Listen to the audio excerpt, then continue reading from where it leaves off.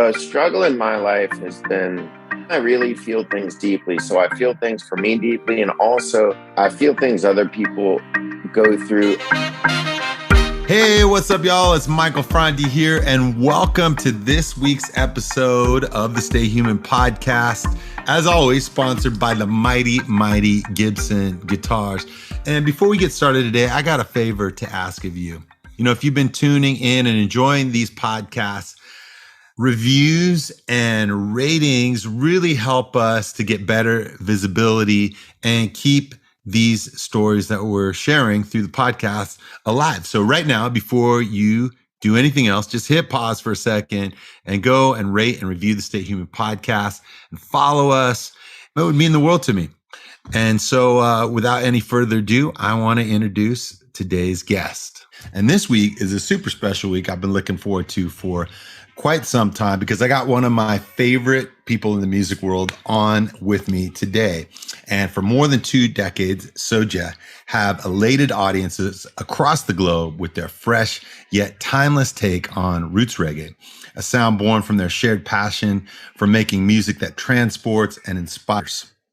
On Beauty and Silence, their first new album in 4 years, the 2-time Grammy Award-nominated band deepens that communal spirit by collaborating with artists from all corners of the world, including the likes of UB40, Slightly Stoopid, Stick Figure, and Rebelution. And so here with us today is lead vocalist and guitarist Jacob Hemphill. What's up, Jake? What is up, Mike? How's everything? Man, it's just good to be alive, bro. I'm happy to be here with you, and you must be going through a lot because your album is just dropping right now, and I know how hectic it is at this time. So thanks for taking the time out to be on the podcast today. I really appreciate it. Absolutely. You're actually giving me a break from a 6-day rehearsal. They're all in there playing in the studio, and I get to come hang out in the air conditioning and talk to you on the couch. It's fine. This is fine with me. Nice. Man, I've been following your music. I don't even know when the first time I heard you guys was, but I know it was early on when you guys were first putting out records. And I've just seen the growth of you as an artist. And really what I admire most about the music you make is your ability to just your personal story songs. It's almost like a lot of the songs are biographical, like whatever you're going through in life, I'm just going to talk about it. So first of all, I just want to know about that, about how you got into reggae. Was it something that as a kid you heard growing up, and was it part of your childhood? Well, my dad was a huge Paul Simon fan. So storytelling, real stories was kind of a part of our house. Some people had Bruce Springsteen dads and some people had Billy Joel dads. I had a Paul Simon dad. So his favorite thing on earth was to play the piano and to sing. I actually still have his piano in my house. And he kind of showed me from a young age that music is something. Basically, I think why he liked Paul Simon so much and then I liked him so much is that he had a way of making people feel like he was referencing them, and you didn't have to be a songwriter or a poet or a painter or anything like that. You hear him say this stuff and you're like, oh, he's sort of talking to me. And when I was a kid, I heard Bob Marley one summer at a family reunion with my cousins. They were playing it because they were on vacation. They were older than me. And I recognized that what Bob Marley was doing was very similar to what I heard Paul Simon do. Everyone on earth, I think, feels woman, man, whatever race, whatever age, whatever economic situation, everyone sort of feels like Bob Marley's talking to them. And later on, when I would start to tour, I would realize that, the symbol of freedom all around the world is his face. And I don't know, I started to try to dissect how some people do that. And what I came up with is, they don't really put periods on stuff. They say all these really prophetic, true things that everyone can relate to, but then they sort of let you come to your own conclusion of how you apply it to your existence. Your life. Yeah. Yeah. It was like Martin Luther King had a band or something, and it was fascinating. like Mahatma Gandhi has this reggae band, or, and now so I got addicted to that from a real young kid. Plus, when I was a kid, I lived I guess I was born in one kind of neighborhood, and then I moved to Africa when I was 6, and that was a different kind of neighborhood. And then I moved back when I was 8 into a different kind of What country are neighborhood. you in And I Africa? think I was in Monrovia, Liberia for 2 years. We were supposed to be there a lot longer. My dad worked for the IMF, but this guy, Samuel Doe, came along and killed everybody in the government and was looking for Americans. So we ran pretty quick when that happened. But I think my whole life I was seeing all these different kinds of people, and they all I was coming up with the idea that everyone was sort of the same. We just have all these different circumstances that make us feel like we're all so different. And we live in this capitalist lifestyle where accumulation and competition is very important for us. And so the best way to accumulate and compete is to see the differences between everyone. And then I heard Bob Marley, and he was saying these things to everybody. He was like, "Could you be loved?" And I was like, "Oh, man." And then he'll say, like, "Say something." And I'm like, "Oh, man." And he's like, "Three little birds." And I'm like, "Oh, man, this guy's like talking to me and everyone else." So that was kind of how I fell in love with it, and how I started to write music, was pretty much to be like Bob. So after you came from Monrovia, Liberia, then you came to the States. What city were you living in? Well, when my parents were together, I lived in Arlington, Virginia with my dad and my mom. And then my parents split. And so me and my mom went to a place called Del Rey in Alexandria, Virginia. And when I was a kid, it was not an affluent neighborhood. So I went from like an affluent neighborhood to a pretty poor place in Africa, and it's West Africa. So they were in the middle of changing over their government. And then I came back to Del Rey, and then I moved back to Arlington. I just kind of lived in all sorts of places. Yeah. And what did your mom do? My mom actually was a stained glass teacher. Oh, wow. She Creative. taught me she was the artist. She was a painter and a stained glass teacher. And now she's a seamstress who lives in Shenandoah Valley, Virginia, in a 100-year-old house on top of a mountain. So did you live in what we would think of as like an artist's house? You know, there was just creative stuff everywhere, and there's bits of glass here, and your mom's working on something here and something there. And were your hands in it too? Was that part of your childhood growing up? She encouraged you to tap into your creative energy? Yeah, so we had a rule in my house that there was a finite amount of money that would be spent on toys and video games. It was not very much. But if you wanted a musical instrument, that was my dad's pick, or you wanted to go to the art store, that was my mom's pick, you could spend as much money as you wanted. So to me, going to the art supply store was everything, because, I get one video game every 6 months. But at the art supply store, I can get paint pens and glass and markers and huge pads of paper. And yeah, our house, there was always a huge sketch pad on the ground, and there was always a guitar, and there was always a piano. Yeah, there was stuff everywhere. That was life to them. My parents don't watch TV, so I mean, they would watch like Wheel of Fortune and Jeopardy, but we weren't allowed to like just have the TV on or something. You had to do something. Yeah. And what was that like for you when your parents split up? I mean, how old were you? I was 8, I guess. Were you aware of it? Was it? Yeah, they talked to me about it. I actually kind of liked it, because they would always be raising their voices at each other. And then when I was around just one of them, they would never raise their voice. By themselves, they were like perfect to me. So when they told me, I remember I like fake cried, because I knew I was supposed to cry about it. And I did what I had seen on TV, which is to be like, "Don't split up, you guys." And I did all that. But in my head, I was like, this is genius. You guys definitely should not live together. And so, did you find that you had like a different sense of freedom when your parents were apart? Like, did you feel, I mean, I know that for some people, like you said, you feel that sense of liberation, like, it wasn't working so great. And now I'm kind of like, not necessarily the man of the house, but I could kind of like do my own thing a little bit more. Did you find that, or was it? Well, I think what them splitting let me do was get to know each of them individually.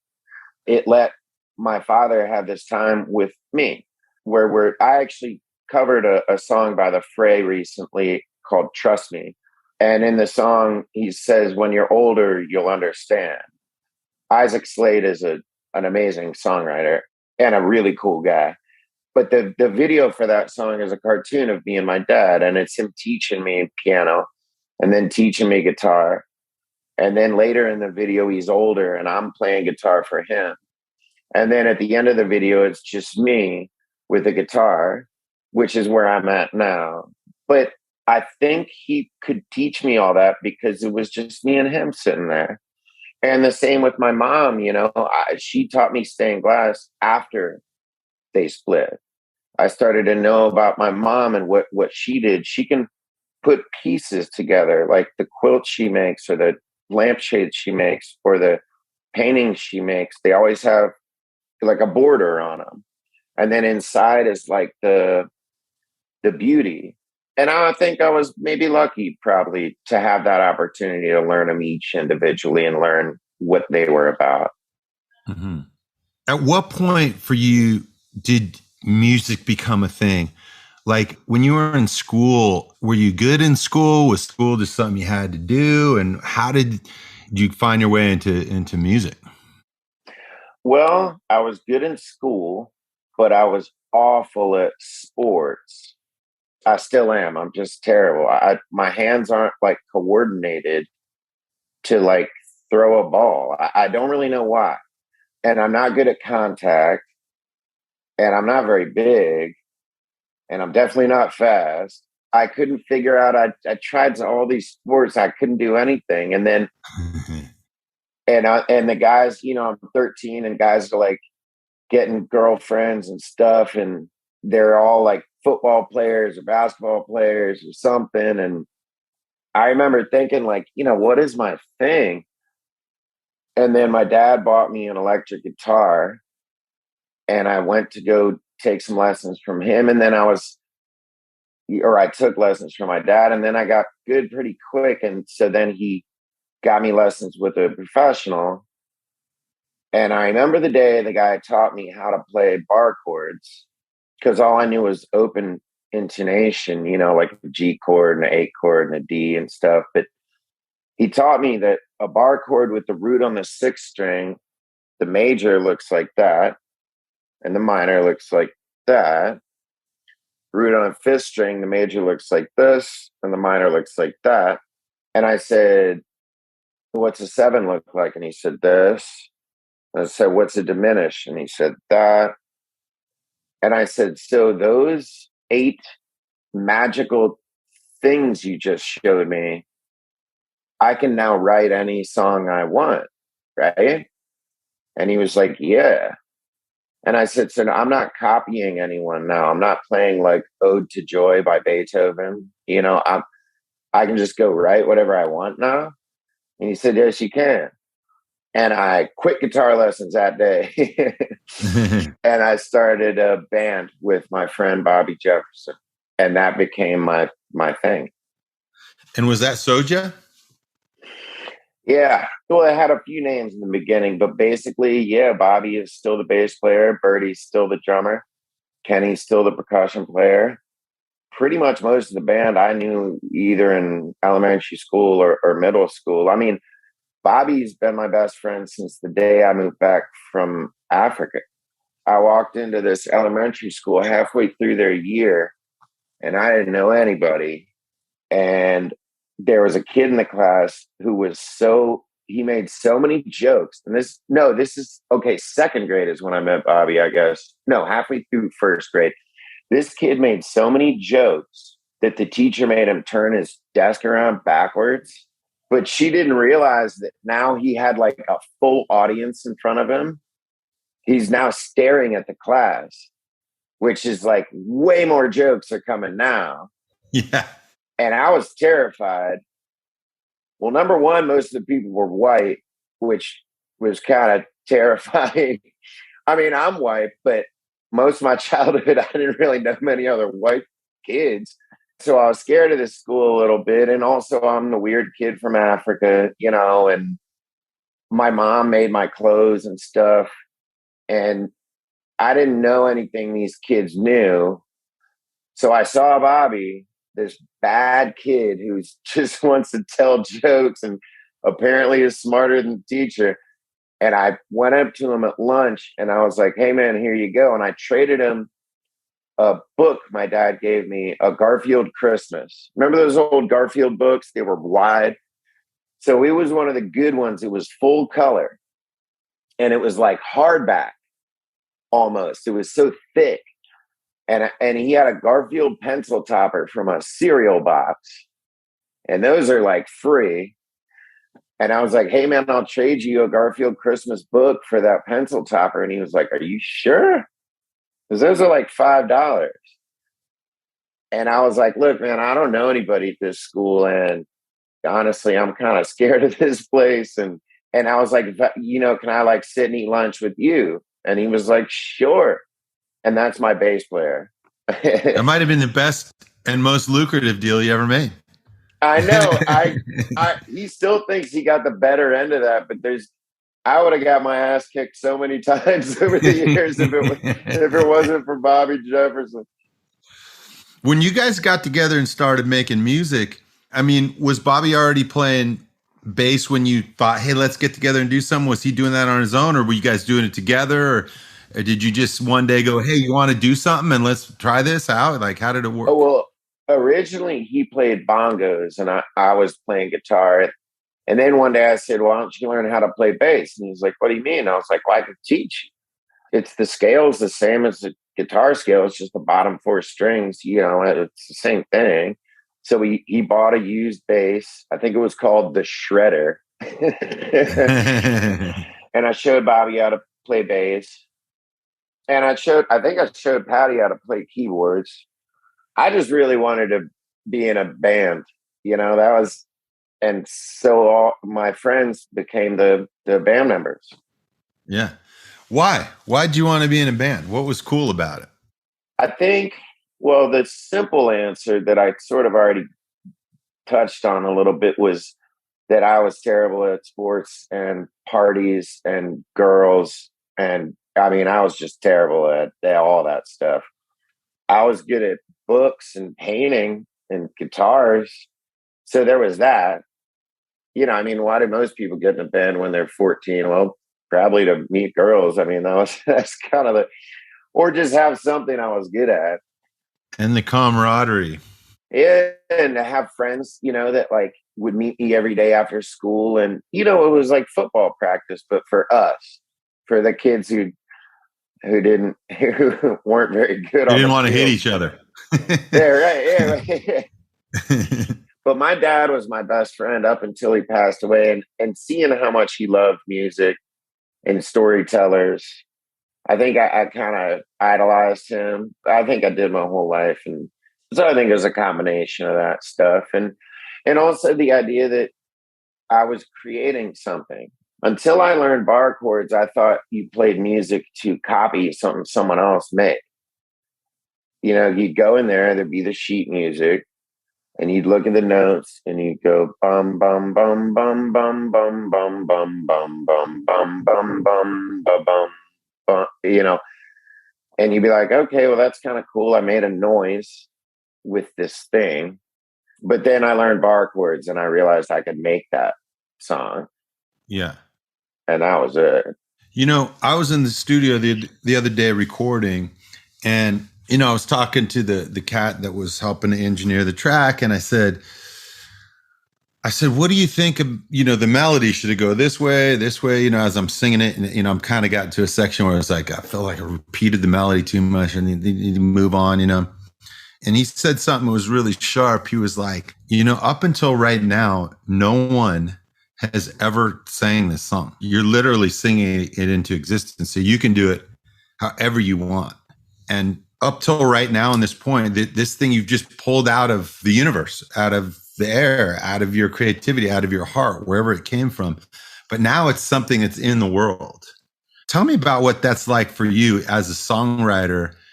What's the feeling that you get when you write a song or sing the song back for the first time or get together with the band and play it for the first time? That's a really good question and a really cool story that you just told. And that guy sounds like a really smart guy, by the way. When I write a song, because I'm supposed to, I don't feel anything. But sometimes in life, I get this feeling. And it's normally not about my own life. But I get this memory. Like this happened to me yesterday. I was with the boys. We were going over a song and I got hit by this memory of me seeing this woman walk away from me. I was on a mountain, not the top, but I was on a mountain and she was leaving and I knew she had to, but I really didn't want to I didn't want to lose her. Mm-hmm. And so in my mind, it goes, I see you falling all away. I know you'll never, ever man stay. And since you're gonna have no one to tell about how I've lost the only friend I ever loved, you ain't there. And all the boys looked at me and they were like, did you get a memory? And I was like, yeah. And they're like, well, let's do it. And 20 minutes later, we were done. And the memory comes with little things. It comes with a melody in my voice. It comes with a feeling. The feeling writes the words. And then as soon as I get it out, the memory isn't fleeting anymore. Now it's real. I know that I was there. For sure I was there. For sure she had to go. This definitely happened. Maybe not this. I've done this before.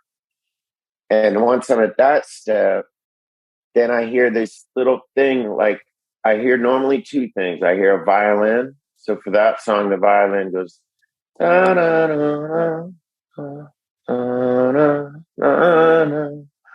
da, da. So that was the violin there. And then I normally hear this little bell.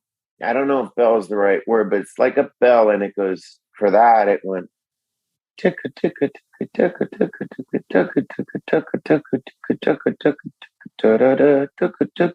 ticka.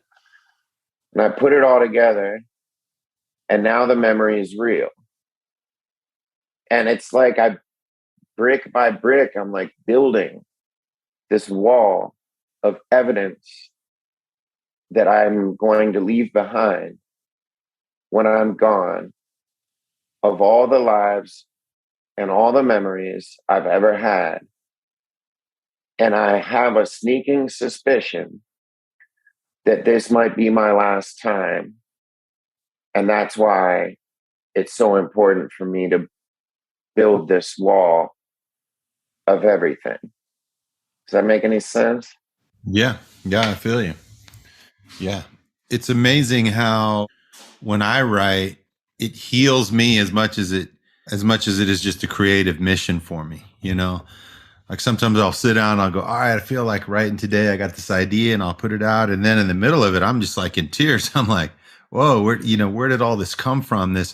And it's not always literal. It's not always like what you described. It's not, not always just like, oh, something happened to me today and I'm talking about it. It's like I'm singing these feelings and these ideas and these emotions, and it comes out and it's this thing. And now my heart is just like, raw and open. And then I move into the next part of my life and I feel better. I feel healed. I feel like something has transformed inside of me. And then for me, one of the best parts of that is to see it in other people. You know, it's like when I share a song that means something to me.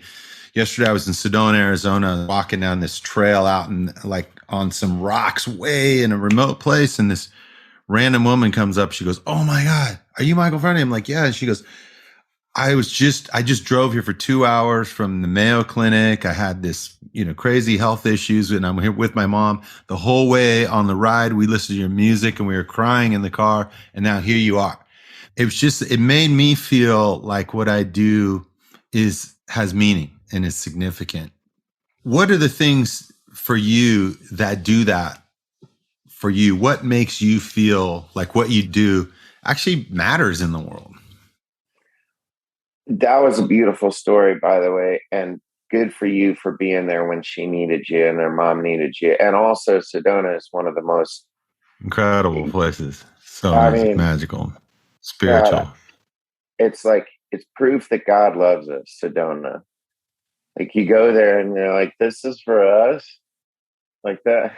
That's amazing that you did that for us. For me, one of my struggles in life has been emotions hit me really hard or not at all, which has led to a few things I've had to overcome. The fact that life isn't always going to give you some rush of emotion and feeling.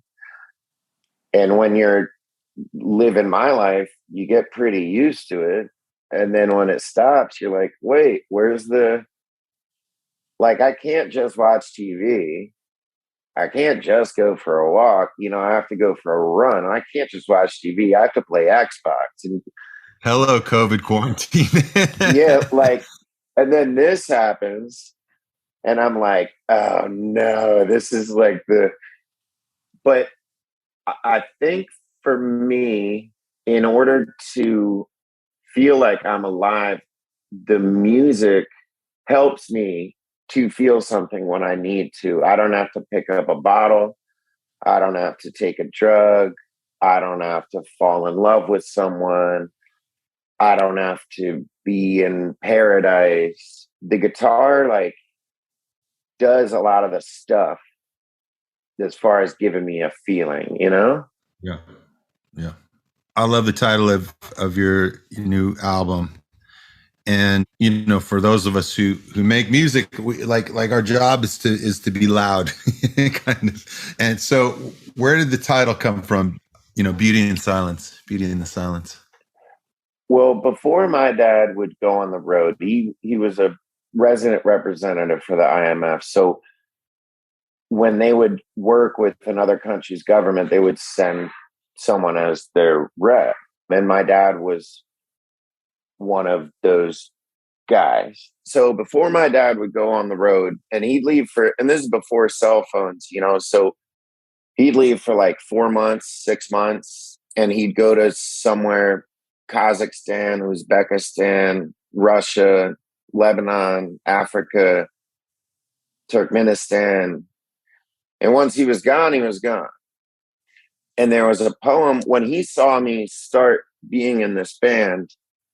And then he'd come back one day and holy crap, it's dad, But when he started to see us become successful and start to travel, he told me there was something really important that I needed to know. And I said, what? And so before one South American tour, and I was in my 20s, he hugged me and he whispered in my ear, he said, go placidly amidst the noise and haste and remember the peace there may be in silence. And I didn't know what he meant. So I wrote it down. And then my life turned into noise and haste. Everything in my life is loud. Everything is fast. It comes and goes in an instant. I mean, me and you did 11 weeks on the road together. We had a song called I Believe out that was huge. Mike, I probably remember 5 moments of me and you hanging out for those 11 weeks. I know we hung out 1,000 times, but you, and I don't have to describe to you, I'm more describing to people watching and listening that it is loud and it is vast what we do. And that poem is by Max Ehrman. It's called Desiderata for anyone who's listening who wants to check it out. There's a lot more to it, but that's kind of the main point, is that in this world where we believe that everything as humans, and animals don't believe this, and plants don't believe this because it's not true, but humans believe that the more you get and the more you beat people, the happier you get. And I was watching a movie called I Am that our buddy Brett Dennen is actually, his music's in the movie. Have you seen I Am? I'm sure you have. I haven't seen it yet. I got to watch it. You got to watch it. So the guy who made Ace Ventura and all those hilarious movies in the 90s, he got in a bike wreck and he I have seen it. Okay. I have seen it. Yeah. So he's going around the world interviewing Desmond Tutu and a scientist in Portland and this really smart person in France. And he gets to this one guy, and the guy says, well, here's the trick. He said, when you're wet and you're cold and it's dark and you're hungry and you come across a cabin in the woods and it's dry and it's warm and it's light and there's food, you go from unhappy to happy instantly, which is true. He said, so what we believed is that if you had twice the amount of that stuff, you'd be twice as happy. And that part isn't true. So my dad said, go placidly amidst this noise and haste, but remember the peace there may be in silence. And I would always remember that. You know, in my hotel room by myself, I want to see my girl, or on a plane for 14 hours, man, I just want to go outside, or on a bus for 12 weeks with Michael Franti, or, you know, and then I realized what my dad was talking about. There's peace in silence. So, and amid the noise and haste, the record that you're on was our biggest record ever. And so I kind of wanted to revisit the vibes of that. And so I said, well, what's the next line? And go placidly amid the noise and haste, remember what peace there may be in silence. And I was like, what about beauty in the silence? And then COVID hit. And I looked out at those animals and they were fine. And I looked out at the plants and they were fine. They're maybe doing better now than they were a year before, you know? Yeah. And then I looked at the humans and they were losing their minds. And I said, everything here knows that there's beauty in the silence except for us, because we brainwashed ourselves to never see it. And COVID is now showing me and us, all of us.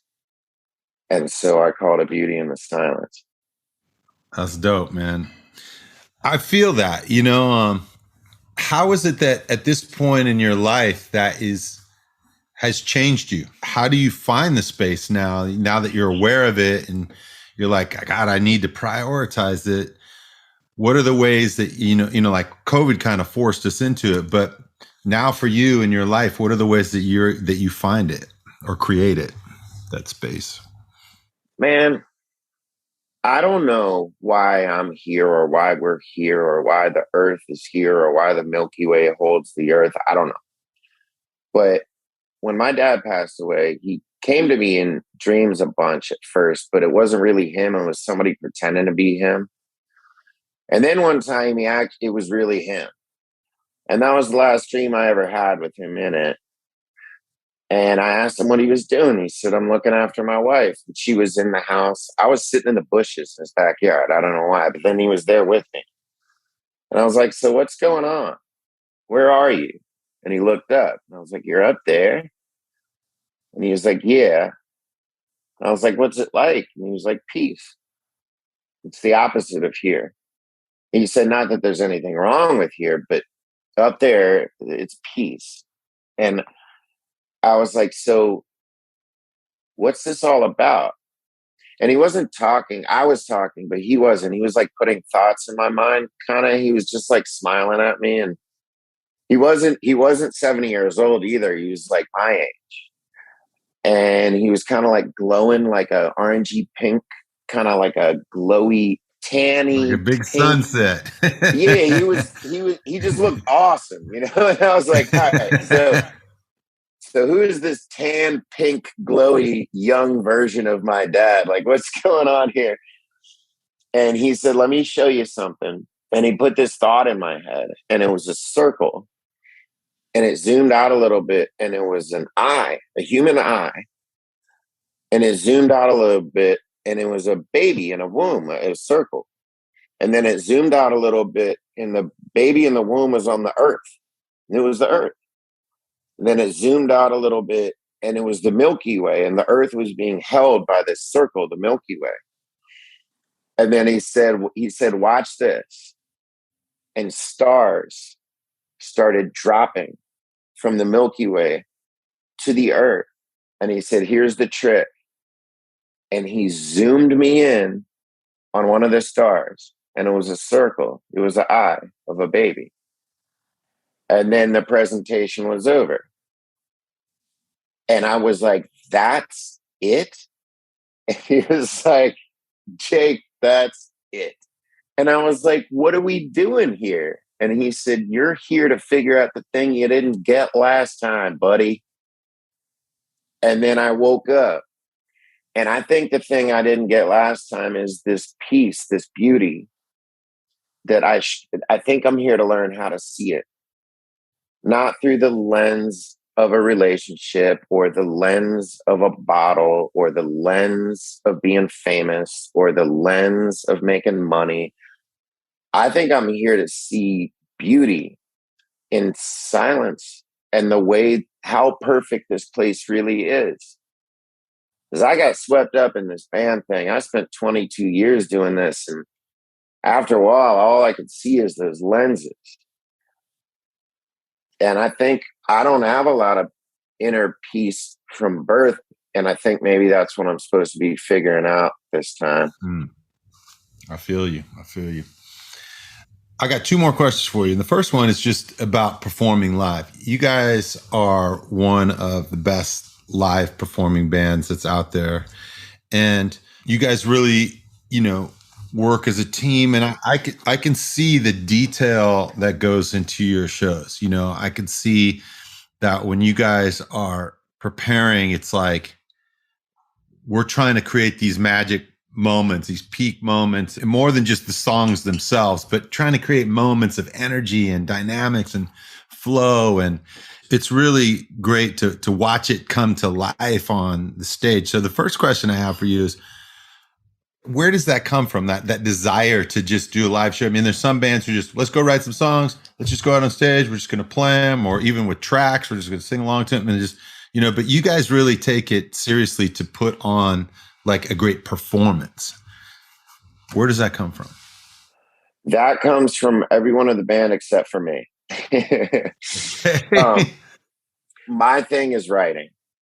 But when I was a kid and I saw Bobby making all those jokes in class, I said, I need that guy with me because I don't know how to do that. He was performing in first grade. And then I saw Bird, and he was wrestling. He was a really good wrestler, my drummer. And I was like, man, I need somebody who can do that. And piece by piece, we assembled. But that thing they have for their skill and how they it looks like somebody lit them on fire when they get on a stage.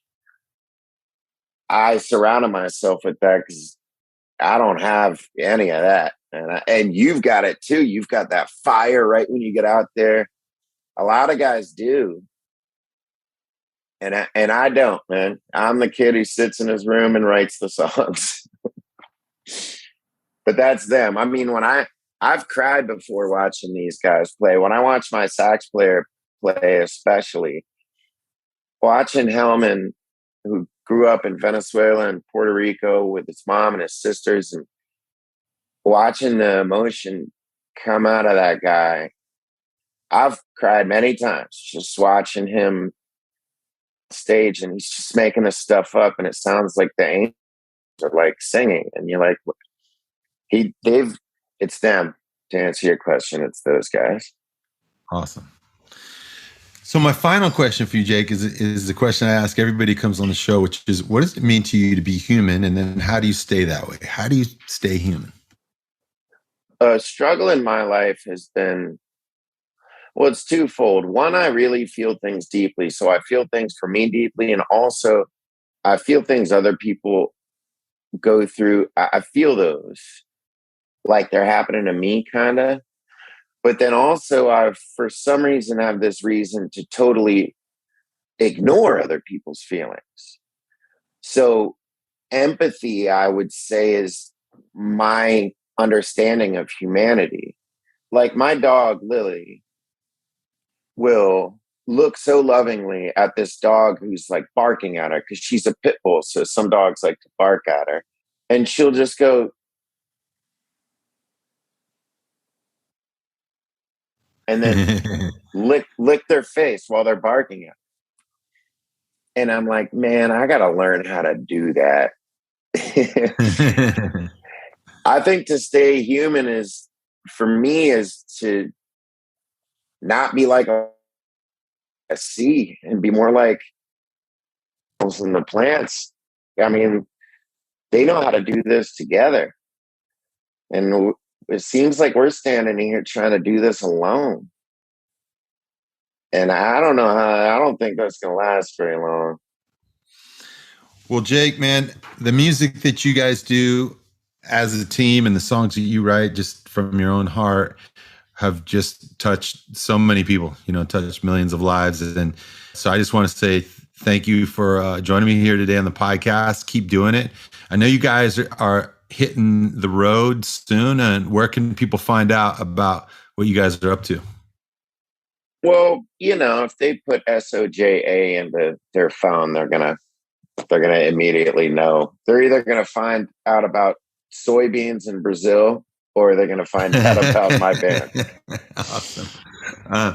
So yeah, and then also everybody go out and just take a listen to the new record. And while you're at it, put the Soja Spotify channel on. It's a great listen, man. I really, last couple of days leading up to this, I had your Spotify channel on, and it's just so interesting, all the different music that comes up around you guys. And then to hear deep cuts that I'd never heard before, or that I'd heard and overlooked and came back to. So it's something also when we play my wife and I play basketball every morning in Bali, and we've got a Soja playlist on a lot of the days out there while we're shooting That's hoops. awesome. So thanks for the great music.